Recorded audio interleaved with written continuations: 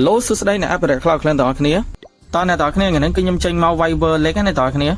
ប្រហែលជាខ្ញុំអាចនឹងធ្វើវីដេអូជាប់គ្នាអ្នកទាំងអស់គ្នាដោយសារយើងធ្វើ Viber រាល់ថ្ងៃអញ្ចឹងណាអ្នកទាំងអស់គ្នាអញ្ចឹង Viber Link នេះមួយខែគឺមានតែម្ដងអ្នកទាំងអស់គ្នាដើមខែអានេះគឺបានរបស់ល្អអ្នកទាំងអស់គ្នាបានខ្វាញ់ Link ណាអ្នកទាំងអស់គ្នាដើម្បីដូរយករបស់ណា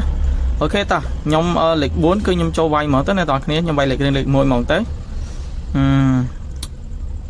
អូខេតោះនេះគឺជាតបខ្ញុំលេអ្នកទាំងអស់គ្នា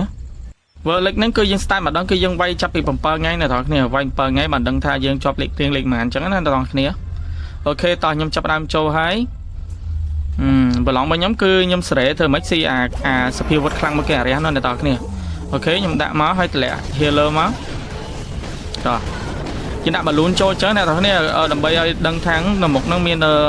ខោបែកអត់ខ្លាច់ងាប់ healer យើងអញ្ចឹងអ្នកទាំងអស់គ្នាអូខេ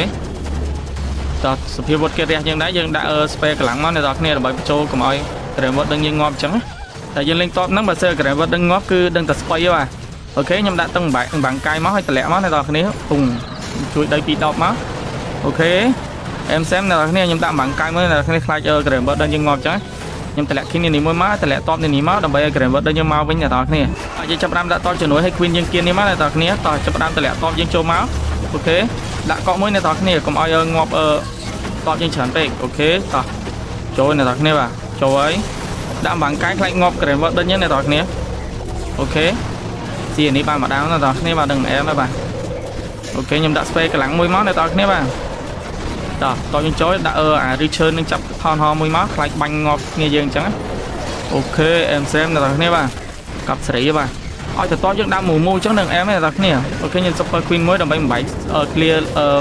ផ្លូវឲ្យ visual ទីអ្នកទាំងគ្នាតោះ let's go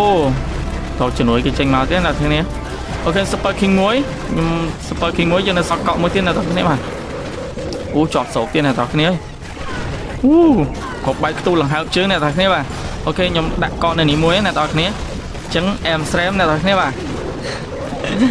ជាងលេខ4យើងវាយលេខ1គេបានកាយ3អ្នកទាំងគ្នាអែមស្រែមអ្នកទាំងគ្នាបាទអញ្ចឹងវាលើកទី1របស់យើងគឺយើងបានកាយ3អ្នកទាំងគ្នា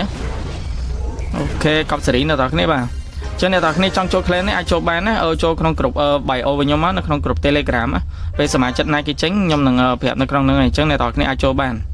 អូខេមានតែប៉ុណ្្នឹងអ្នកទាំងគ្នាបាទអញ្ចឹងខ្ញុំប្រហែលជាចេញវីដេអូបន្តទៀតក្នុងការវាយលើកអញ្ចឹងអ្នកទាំងគ្នាបើថ្ងៃចប់គ្នា